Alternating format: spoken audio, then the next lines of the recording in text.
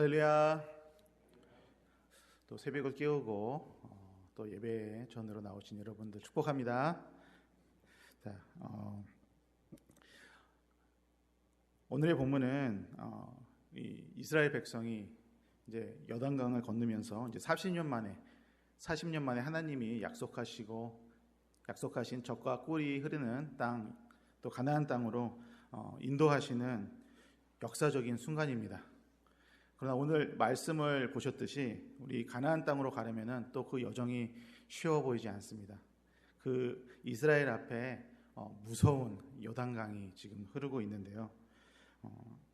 그런데 이스라엘 백성이 이 가나안 땅 초입에서 하나님의 말씀을 순종해서 그 발을 요단강에 담궜을 때에 그 요단강이 멈추고 마른 땅을 만들어 주십니다. 그래서 오늘의 핵심은 순종인데요. 오늘은 우리가 하나님이 왜 순종을 요구하시는지, 그리고 그 순종을 통해서 무엇을 나타내시려고 하는지 우리 함께 묵상하는 시간이 됐으면 좋겠습니다. 아멘.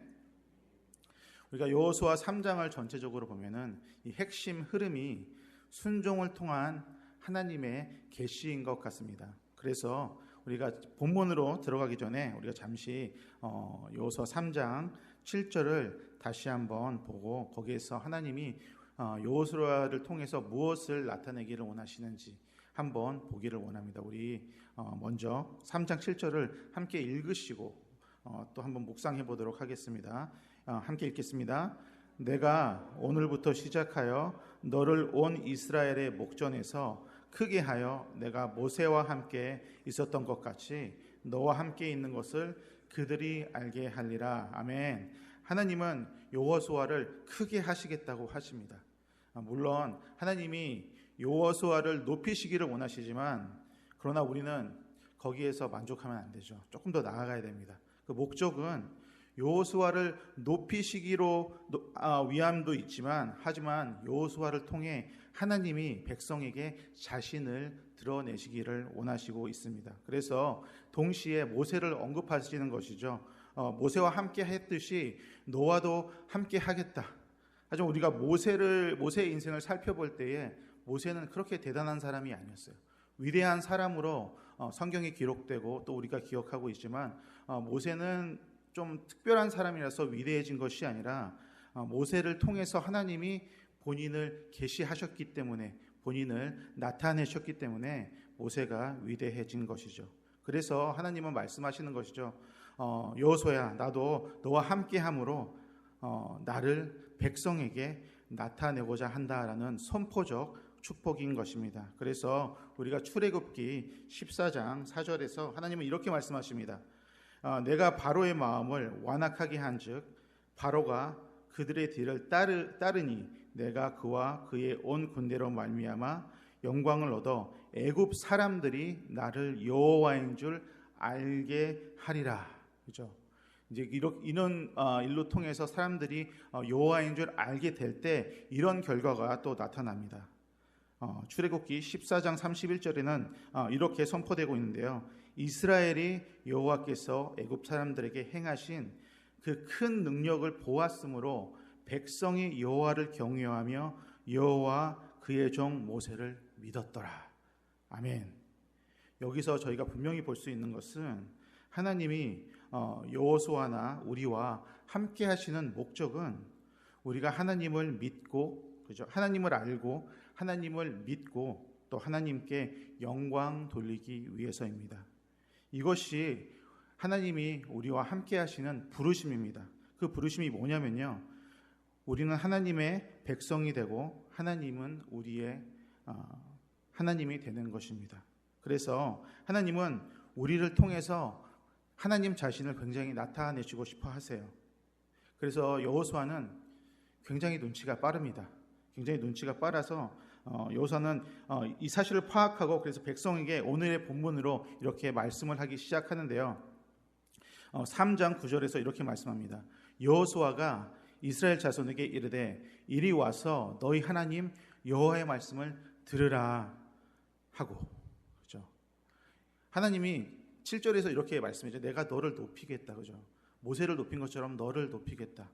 그러면은 좀 어떤 생각이 들어요? 아, 그렇지, 이제는 내가 넥스트 리더야, 그죠? 이제 내가 짱이지. 그래서 내 말을 들어라 할 수 있잖아요. 내 말을 들어라. 근데 여호수아는 정말 겸손이 있고 사명 의식이 있고 정말 하나님 중심의 사람인 것이 뭐냐면은 여호와의 말씀을 들으라고 합니다. 그렇죠? 정말 교만이라고 찾아볼 수 없는 그런 여호수아죠. 그래서 하나님이 선택하신, 그렇죠? 선택하신 내 말을 듣지 않고 하나님의 말을 들으라고 하는데, 히브리어로 들으라는 말은 시무라고 하는 말인데요. 그 말은 귀로 들으라는 말로도 표현이 되지만 순종하라는 뜻이기도 합니다. 그래서 즉 여호수아가 말하고 있는 것은 와서 하나님의 말씀을 듣고 그 말씀에 순종하라는 선포입니다. 여러분, 우리가 말씀을 들을 때에 그 말씀의 선포 속에서만 멈추면 안 되는 것입니다. 하나님의 말씀은 우리를 순종으로 이끄시는 부르심이 있습니다. 때로 그냥 우리가 말씀을 되게 안정제처럼 이렇게 사용할 때도 있는 것 같아요. 그냥 일단은 말씀을 들어야지 하나님 앞에 마음이 조금 덜 미안하죠. 그죠? 뭐 적용은 없어도 일단은 새벽기도 매일에 만나 틀어놓고 일단 그걸 들어야지 오늘 하루를 시작할 수 있을 것 같아요. 안 그러면 하나님한테 미안하고, 또 말씀을 안 듣고 시작하면은 순종은 안 할 거지만 왠지 뭔가 찝찝하고, 그죠? 그래서 저희는 말씀 선포 속으로 자주 매일 들어가곤 하는데요. 그 선포에만 머물면 안 된다는 것이죠. 그래서 히브리서 4장 12절은 저희들에게 이렇게 선포합니다. 함께 읽어보시죠. 하나님의 말씀은 살아있고 활력이 있어 좌우의 날선 어떤 검보다도 예리하여 혼과 영과 및 관절과 골수를 찔러 쪼개기까지 하며 또 마음의 생각과 뜻을 판단하느니. 말씀이 이렇게 위대하고, 그렇죠, 위력이 있는 하나님의 말씀입니다. 하나님이 정말 많은 것을 이야기하고 있지만 제가 보고 싶은 것은 마음과 생각을 판단하신대요.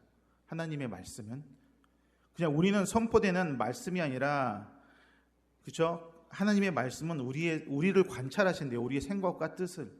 그래서 우리는 생각해 봐야 돼요. 우리의 마음은 과연 어떤 생각과 어떤 뜻과 어떤 마음이 있는지.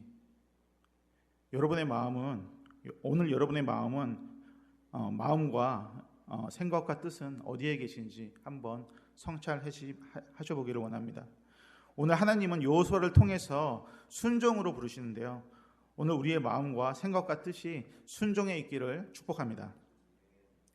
제가 일단 넘어가면 오늘 말씀을 묵상하면서 10절과 12절은 조금 후에 다룰 건데요. 그래서 우리가 11절부터 17절까지 우리가 묵상해 볼 때에 다음과 같은 이야기를 보여줍니다. 우리가 어려움에 처해 있을 때, 이 어려움 속에서 하나님 앞에 순종했을 때에 어떻게 임재하시고 어떻게 역사하시는지 오늘의 말씀을 통해서 보여주고 있습니다. 그래서 15절에 보면은 곡식 거두는 시기를 언급하고 있는데요.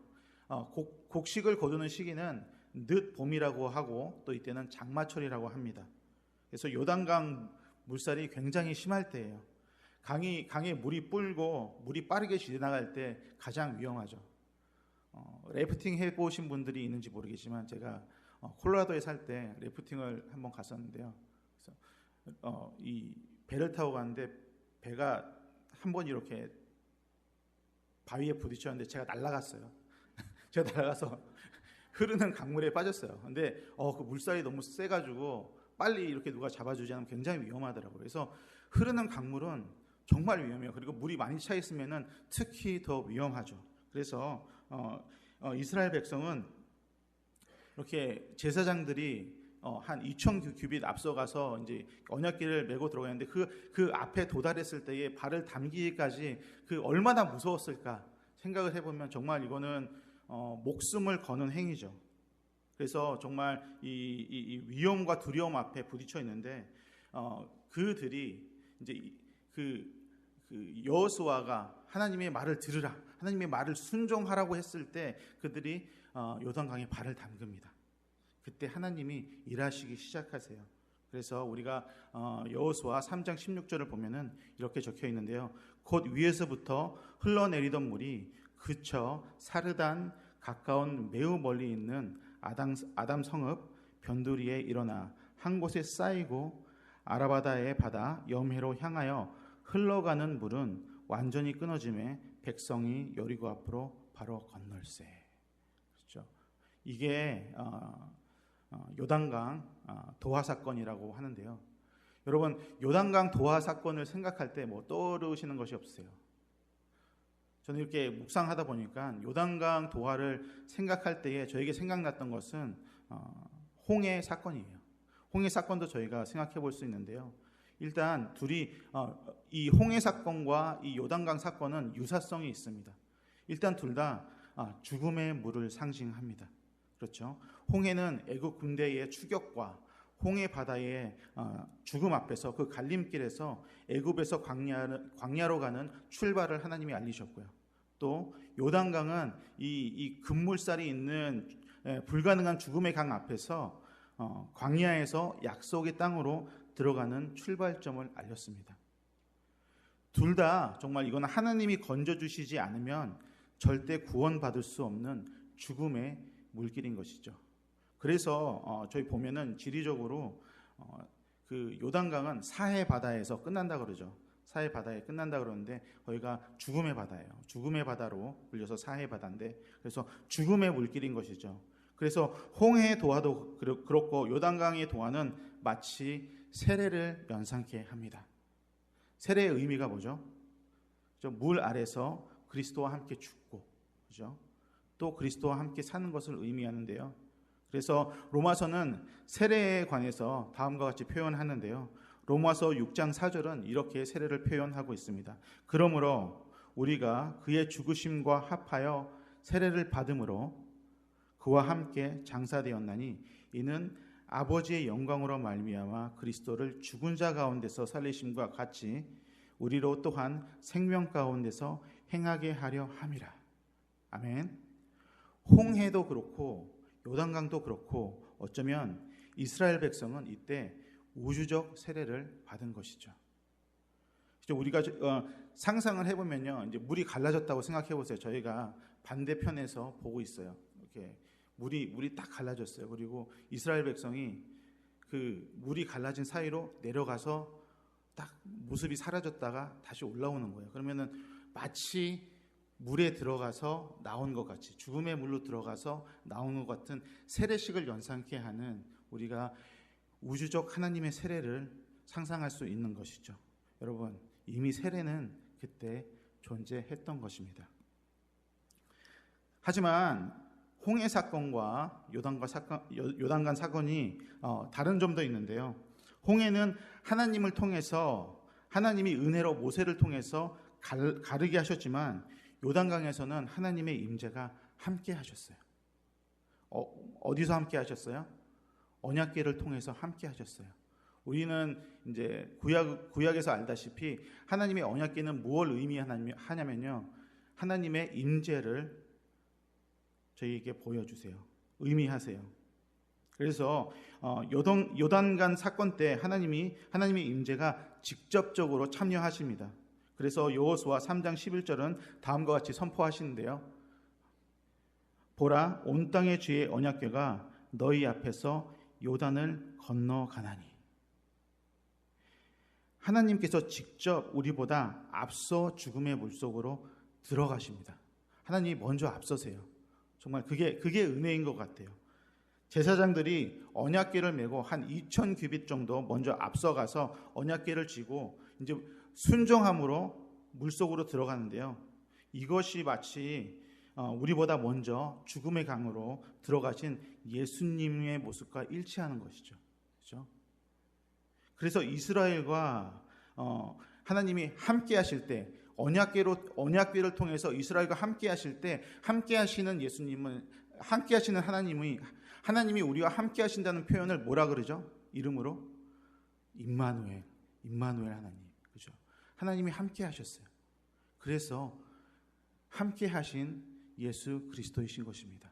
이미 예수님의 임재가 그때 구원으로 이스라엘 백성과 임했던 것입니다. 그래서 예수님이 십자가의 죽으심으로 우리를 막고 있던 죽음의 강을 끊으셨고 우리로 그 십자가의 길을 따라 건너가게 하셨습니다. 아멘. 그래서 3장 17절은 이렇게 마무리하는데요. 여호와의 언약궤를 맨 제사장들은 요단 가운데 마른 땅에 굳게 섰고 그 모든 백성이 요단을 건너기를 마칠 때까지 모든 이스라엘은 그 마른 땅으로 건너갔더라. 여기에 보면 굉장히 재미있는 표현이 있습니다. 처음에는 모든 백성이라고 그러고 그 다음에는 건너기를 마칠 때까지 모든 이스라엘은 그 마른 땅으로 건너갔더라. 그래서 갑자기 모든 백성이 모든 이스라엘로 바뀌어요. 이게 너무 인트레스팅하죠. 그렇죠?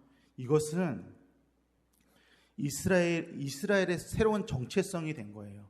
그렇죠? 예수 그리스도의 인도하심으로 함께 하시는 순종할 때에 이스라엘 백성이 여호와의 말씀을 듣고 그렇죠? 여호수아를 통해 하나님의 말씀을 듣고 순종해서 그렇죠? 물을 멈춰서 지나갔을 때에 백성에서 이스라엘로 정체성이 바뀝니다. 예수 그리스도의 희생하심으로 인해서 우리의 정체성이 바뀌는 거예요. 그렇죠? 마치 진노의 자녀가 예수님의 십자가를 통해 하나님의 자녀가 됐듯이 죽음의 강을 건너자 백성이라는 표현에서 이스라엘이라는 표현으로 이름이 바뀝니다. 아멘. 하지만 어떻게 했을 때 정체성이 바뀌죠? 순종했을 때. 그렇죠? 순종이 핵심 키워드입니다. 그래서 순종에는 몇 가지 기능이 있는데요. 제일 첫 번째는 순종의 기능은 하나님을 드러내는 것이에요. 하나님은 이스라엘 백성을 순종으로 부르셨습니다. 그래서 우리도 순종으로 부르시는데요. 하지만 그 순종이 우리가 그냥 어쩔 때는 그냥 해야만 하는 것, 그렇죠? 하라고 하니까 하는 일로만 돼서는 안 된다는 것입니다. 순종은 어떠한 일을 해내는 것만이 아니라 하나님은 순종을 통해서 자신의 영광을 드러내시기 원합니다. 그래서 사무엘상 15장에서 이렇게 말하는데요. 우리가 잘 아는 말이죠. 순종이 제사보다 낫다. 왜 순종이 제사보다 낫습니까? 순종할 때는 우리가 하나님의 일을 기쁘게 순종하고 하나님의 일이 이루어질 때는 누가 드러나요? 하나님이 드러나요. 하지만 우리가 제사할 때는 자칫 그렇죠? 이런 행위 속에 이런 준비 과정에 우리가 제사를 드리는 과정에서 혹여 제가 드러날 가능성이 굉장히 큰 거예요. 내가 드러날 가능성이. 그래서 제사보다 순종이 나은 것이죠. 우리가 순종은 해야 하지만 그 자체가 목적이 되면 안 되는 것입니다. 그 가운데는 기쁨이 없어요. 그래서 잘못된 순종은 불평을 야기하는데요. 우리가 정말 순종으로만 나아갈 때는 어떤 컴플레인을 하죠? 이 순종을 과연 내가 해야 하는 것인가? 이것을 내가 과연 해야 하는 것인가? 꼭 해야 하나? 왜 하필 나지? 그죠? 아니면은 꼭 순종해야 될 때 우리가 어떤 사상에 빠지죠? 빨리 끝내버려야지, 해버려야지, 해치워야지 하는 그런 생각이 많이 들기도 하죠. 이런 순종에는 뭐가 없어요? 기쁨도 없고 은혜도 없어요. 그냥 힘들게 뭔가 꾸역꾸역 해내는 거예요. 교회에서 시켰으니까, 목사님이 시켰으니까, 그냥 해야 되니까, 행사니까. 그러나 이 순종을 통해 예수 그리스도가 드러나고 그 들어지는 순종을 통해서 주변 사람들이 기뻐하고 정말 이게 하나님이 영광받는 일이지 하고 생각하면서 순종할 때는 정말 우리가 기쁨이 넘칩니다. 근데 이 순종함으로 하나님이 나타나고 정말 기뻐하는 사람들이 좀 가까이 하기 무서워해요. 그렇죠? 좀 제가 어떤 집사님들한테 우리 정말 힘내서 하나님을 위해서 이거 합시다 그러면은 전도사님 무섭게 왜 그러세요? 그렇게 저한테 묻곤 합니다. 하나님의 영광을 위해서. 그렇죠? 그런데 이렇게 기쁨의 순종은 목적이, 우리가 기쁜 이유는 목적이 하나님이기 때문이에요. 그렇죠? 오늘 예배도 그런 것 같습니다. 새벽 예배에 나온 예배의 순종은 하나님이 기쁘게 받으시고, 또 이 예배의 순종은 하나님 자신을 나타내십니다. 여러분들이 오늘 이렇게 예배로 순종하실 때 정말 하나님이 나타났으면 좋겠어요. 여러분들이 이렇게 열심히 예배를 드릴 때 하나님의 영광이 우리를 통해 나타났으면 좋겠습니다. 아멘. 오늘 있을 종옥춘 권사님 추모 예배도 마찬가지인 것 같습니다. 정말 우리가 의무가 아니라 이 예배가 하나님을 높이게 하소서. 그렇죠? 이 예배가 권사님의 믿음의 삶을 증언하게 하소서. 이런 마음이, 이런 순종의 마음이 하나님을 드러내는 것 같습니다. 오늘 순종으로 드리는 새벽 예배, 그리고 종옥춘 권사님 추모 예배를 통해서 하나님이 드러나시기를 축복합니다. 그래서 이 진정한 순종은 하나님을 드러나게 하는 순종입니다. 그 두 번째로, 순종은 하나님 앞에 문제를 해결하는 증표가 됩니다. 한 가지 순종이 더 있죠. 이스라엘 백성에게 요단강은 장애물 중에 하나였지만 더 큰 장애물이 있어요. 그게 뭐죠? 이 요단강을 건너면 더 큰 장애물이 있어요. 가나안 땅 안에는 7 족속들이 있죠. 그렇죠? 마치 염탐하러 갔을 때 그 사람들에 비하면은 예루살렘 사람들은 어떻게 보여요? 마치 벌레같이 작은 존재처럼 보이는 거지. 정말 어마어마한 이제 그 가나안 땅의 족속들이 기다리고 있는 거예요. 그래서 3장 10절은 또 이렇게 이야기하고 있는데요.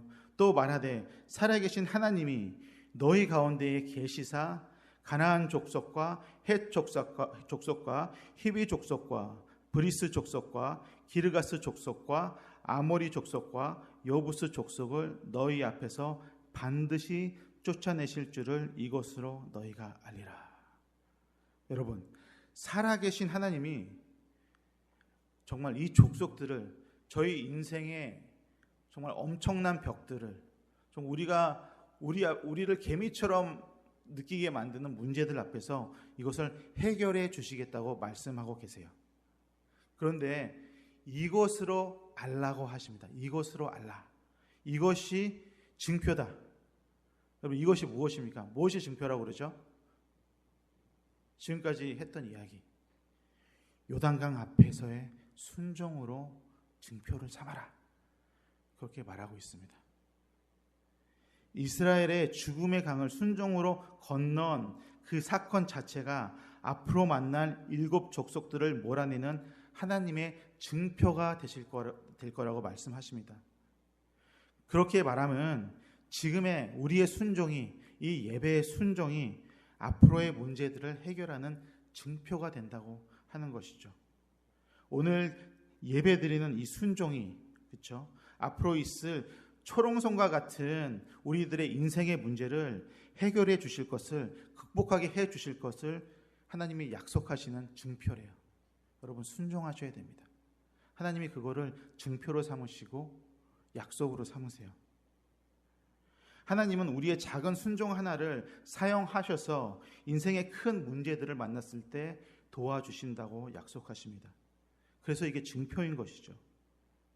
그래서 우리가 오늘 드리는 작은 순종, 작은 예배, 우리들의 기도, 우리들의 섬김, 그리고 우리들의 인내가, 이런 순종들이 하나님이 이스라엘 백성의 가나안 문제를 해결하신 증표가 됐듯이 우리 인생의 앞으로의 신앙의 문제들이 닥칠 때에 그 문제들을 해결해 주실 증표가 된다고 말씀하고 계십니다. 그래서 우리들의 순종이 문제를 지속적으로 해결받는 증표가 될 것을 이 시간 축복합니다. 아멘. 그리고 마지막으로 우리 12절 함께 보겠습니다. 이제 이스라엘 지파 중에서 각 지파에 한 사람씩 12명을 택하라. 그렇죠? 근데 사실 이 본문에는 이 구절에 이유가 안 나와요. 왜 이 12명을 택하셨는지 오늘 본문에는 나오지 않아요. 그래서 저도 읽다가 좀 궁금했는데 사실은 이제 4장으로 넘어가면 왜 이 12를 택하셔서 준비시키셨는지 이유가 나오는데요. 저는 때로는 하나님이 우리에게 말씀을 주실 때 때로는 이해가 안 가더라도 그냥 이대로 두는 것도 좋다는 생각이 듭니다. 그죠?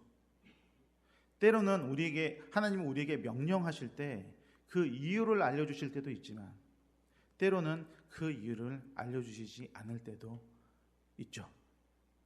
그러나 이때도 하나님의 음성이 분명하다면 순종해야 함을 배울 수 있습니다. 그렇죠? 하지만 결국에는 하나님의 뜻이 이 12명이 이 12명을 선택해서 그들로 인하여 각 한 사람씩 이제 돌을 줍게 만드시는데요. 그 돌을 제사장이 서 있던 자리에 기념비로 세워서 대대로 하나님을 기억하게 하십니다. 이유가 없어도 순종하는 사람에게 하나님은 나중에 그 뜻을 나타내시죠.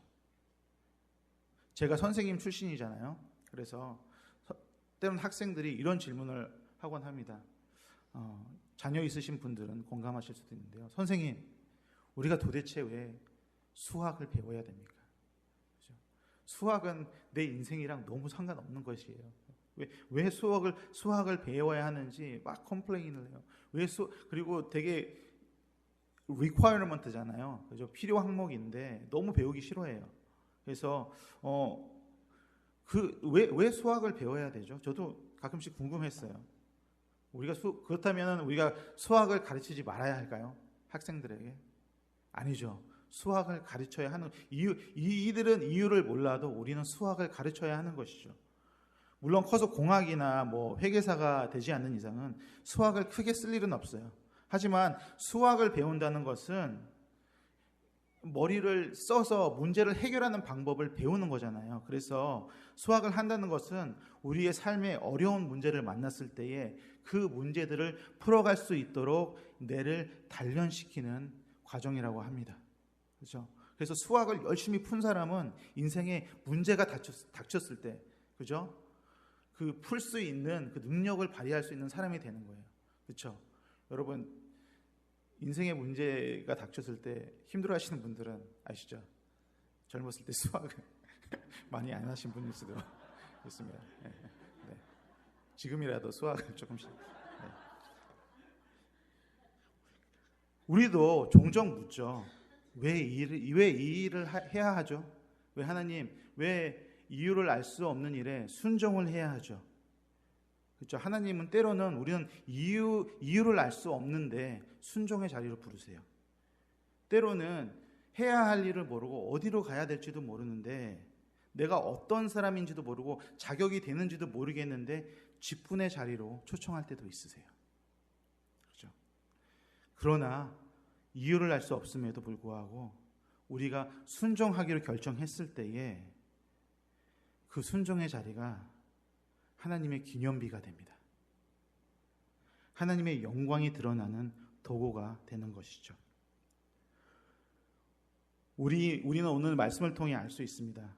프레스노 한인 장로교회 성도 여러분도 우리의 삶에도 이유 모를 순종의 부르심이 있을 때가 있습니다.